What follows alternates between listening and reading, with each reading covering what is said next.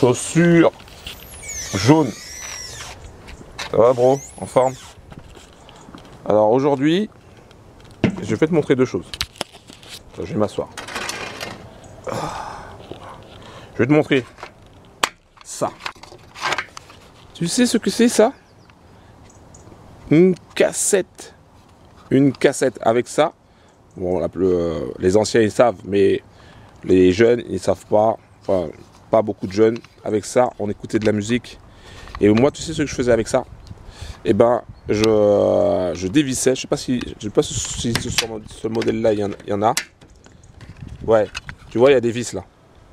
Je dévissais, tu vois, je le dévissais, j'enlevais la bande magnétique, je la découpais pour en faire, pour diminuer le temps de lecture. Et à l'intérieur, bah là, des fois, tu en avais des transparentes, j'écrivais des trucs à l'intérieur. Voilà, on s'amusait comme on pouvait. Hein. Il n'y avait pas de Spotify à l'époque, c'était ça. Et je veux te montrer un truc, un gros big up. Un gros big up. Ils m'ont pas payé pour ça. Hein. Mais là, tu vois, ma femme m'a pris ça, elle m'a acheté ça. Ça s'appelle du Vitamalt. Alors, j'ai fait goûter à mon beau-père ça, il n'aime pas ça, mais moi, j'aime ça. En Guadeloupe, Martinique, on connaît.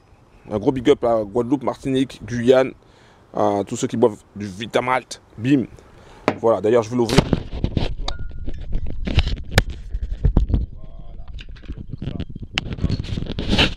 Voilà. Et je vais prendre.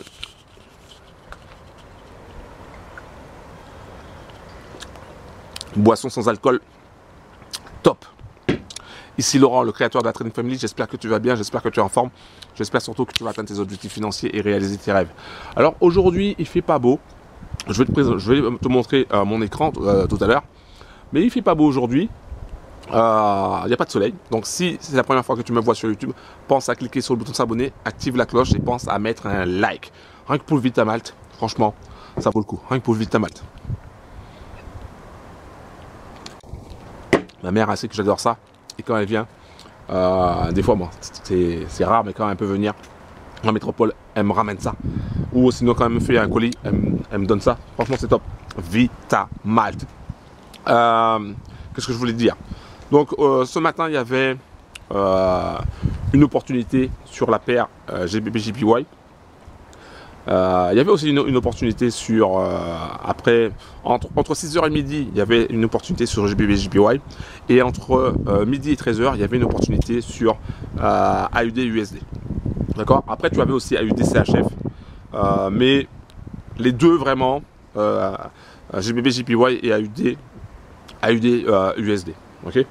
Donc je vais te montrer ça, je vais te montrer un petit peu les zones d'entrée où je serais sorti. Et combien j'aurais pris en fait, tout simplement. Donc je t'invite à rester jusqu'au bout pour regarder un petit peu et comprendre un petit peu ce que je compte faire la semaine prochaine. Parce que c'est sur ça que je vais me baser. Le but pour moi, c'est d'obtenir un challenge auprès de My4Expense. My4Expense, c'est une propre firme qui permet à des particuliers comme toi et moi d'obtenir un capital en gestion, un compte financé. Ça peut être 10 000, ça peut être 20 000, ça peut être 50 000, ça peut être 100 000, 200 000 et là même 300 000. Pour obtenir ça, il faut passer une évaluation. Et bien sûr, l'évaluation, elle est payante. Et d'ailleurs, c'est comme ça qu'eux se rémunèrent, puisque 99% quasiment des particuliers qui essayent de passer les challenges ne réussissent pas pour plusieurs raisons. La première raison, c'est qu'ils n'ont pas de stratégie dès le départ. Pas de stratégie, c'est à la one again, allez j'y vais, boum. Après, ils ont une stratégie, mais ils ne respectent pas leur plan. Donc du coup, ils prennent des risques démesurés. Alors des fois ça passe, des fois ça passe pas. Mais très souvent, ils n'arrivent pas à garder leur compte. Ceux qui arrivent à se faire financer n'arrivent même pas à obtenir un premier paiement parce qu'ils s'emballent et ils veulent tout de suite. Ça, c'est une grave erreur. Il ne faut pas être trop gourmand. Donc voilà, donc l'objectif pour moi, c'est d'obtenir ce compte financier. Donc faire partie des 1% de ceux qui réussissent avec My4Expense et avec FTMO par la suite. Pourquoi? Tout simplement pour te montrer que la stratégie que j'ai, elle fonctionne. Donc ça, c'est une chose. Que de 2, que j'ai du mental. Et que de 3, que je sais gérer, que j'ai un bon money management, une bonne gestion du risque. Pourquoi je te dis ça? Tout simplement parce que je vais mettre en place une solution qui va permettre aux sisters et aux brothers de la team, de la Trading Family, si tu nous rejoins, tu feras partie de la team, ça va te permettre d'obtenir un revenu passif tout en maîtrisant, tout en contrôlant tout en fait. Contrôle de ton capital, contrôle du broker où tu veux aller, contrôle de ton cash, tu peux arrêter à n'importe quel moment. Même par exemple quand je prends une position et que moi je suis déjà à, je sais pas, je suis à 0,7% de gain, toi tu peux complètement dire, moi j'arrête, je prends mon cash et basta, parce que tu auras analysé les choses, tu auras dit voilà, ça, le stop il est mieux placé par là, l'entrée est mieux placée par là, etc. etc. Bref, mais tout ça en forme automatique. Je t'expliquerai ça par la suite. Mais en tout cas, j'en ai fini, je te montre mon écran et puis on se dit à demain. Moi je vais aller boire mon Vitamalt. J'ai plus de radio cassette. Je peux pas écouter la cassette en fait, en faisant les cartons quand j'ai juste trouvé ça. Mais ça serait pas mal d'acheter une radio cassette à l'ancienne, tu sais. Il y a beaucoup de... Tu sais, le vinyle est venu à la mode, est revenu à la mode. Alors que longtemps délaissé. Mais je pense que les cassettes aussi, ils ont quelque chose aussi à... Ils vont revenir à la mode. Voilà, un gros big up. Et puis à très bientôt. Après le... Comment dirais-je? Après mon... après la vidéo de mon écran, d'accord? Ciao. Yo bro. Ok. Alors, donc là, je vais te montrer un petit peu la zone d'entrée pour ce matin, ce qu'il y avait, les possibilités qu'il y avait pour ce matin. Il y avait entre 6h et midi, il y avait une belle opportunité sur la paire GBP JPY, donc la livre sterling contre le yen. La zone d'entrée a été aux alentours des 156, 74,5. Donc ici, alors je vais tracer. Je vais faire une insertion forme pour que tu puisses voir forme angle. Voilà. Donc il y avait une belle zone ici. Voilà. Donc toute cette belle zone ici. On pouvait rentrer là. Ensuite le marché est descendu pour repartir vers le haut. Ensuite redescendu. Et tu vois que le plus bas ici n'a pas été tapé. Je vais encore. Est-ce que je peux franchir? Ah non, je peux pas. Mince. En train de montrer le truc. Voilà. Ici, cette zone-là. D'accord? Donc, de là à là, on risquait donc 1%. Donc, 1%, parce que le stop est là. Donc, si tu risques 1%, si ça tape en dessous, voilà, boum, tu perds tes 1%. Alors, faut tenir compte aussi du spread, hein. Donc, ça, c'est important. Et ensuite, en seulement 3 petites bougies, donc en 15 minutes, tu atteins déjà le niveau pour chercher les 1%, plus 1% de profit. Seulement 3 bougies de 5 minutes pour GPV JPY. Donc ça, c'était une opportunité qu'il y avait. Donc le matin, assez souvent, il y a ce genre d'opportunité. Hein. Très souvent, alors bien sûr, il y a des jours où il n'y a pas, mais très souvent, il y a au moins une. Mais après, des fois, il y en a 3, 4, 5. Des fois, tu vas trouver beaucoup d'opportunités, mais il faut faire attention parce que faut pas prendre tous les trades. En fait.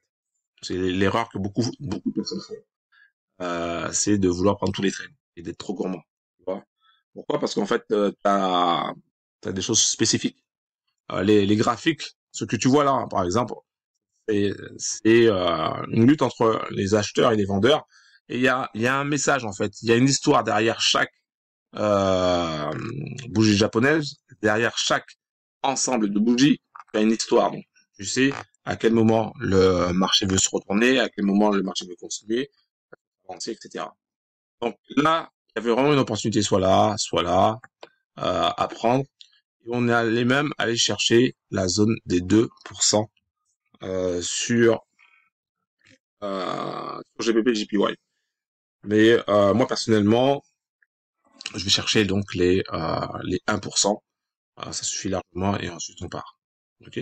Après, tu pouvais très bien, là, une fois que tu es là, tu descends un petit peu, bon, tu pouvais très bien dire, ok, je vais gérer, je vais prendre une perte.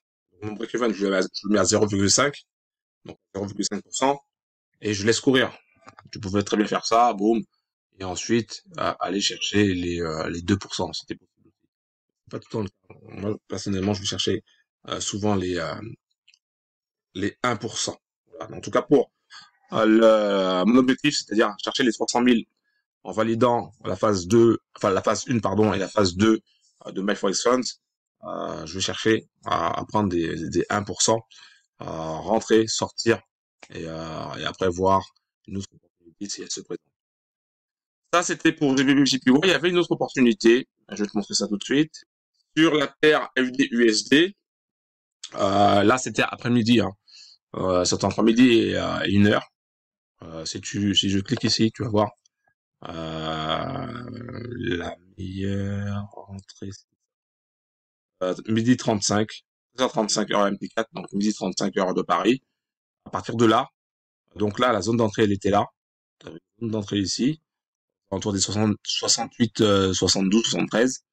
Et ensuite, eh ben, le marché est allé les niveaux, donc ce niveau, pour obtenir les 1%. Et tu vois que, par exemple, j'étais rentré ici, dans cette zone-là, voilà, hein, donc tu vois, hyper rapide, soit là, soit là. Je rentre dans cette zone-là, tu vois que au niveau du DD, bah, j'aurais même pas fait les 0,5% de DD, hein, parce que je serais allé directement chercher les 1% de, de gain. Donc, il y avait aussi une opportunité sur USD, qui pour moi c'était la deuxième meilleure opportunité après GBP/JPY. Après, tu avais d'autres possibilités d'entrée, mais c'était pas euh, pour moi, c'était pas à 100%. Donc du coup, je serais pas rentré. Donc faut savoir aussi, même s'il y a des configs, tu vois qu'il y a des configs, tu dis ah ouais là c'est cool, j'aurais gagné si j'avais fait ça. Oui, mais tu as des configs, donc, tu sais que tout n'est pas défini. Les acheteurs n'ont pas montré, par exemple, qu'ils avaient vraiment envie d'aller vers le haut, ou les vendeurs n'ont pas montré une grosse faiblesse. Donc du coup, faut éviter. Voilà. Pour moi, c'était ces deux paires qu'il y avait aujourd'hui, et surtout GBP/JPY hein, pour le matin. Et voilà. Donc, tu comprends bien maintenant que déjà, c'est premièrement pourquoi je veux simplement me concentrer sur la, le matin. Bah, déjà parce que l'après-midi, tu vois là, je suis en train de te parler, je suis un peu fatigué déjà.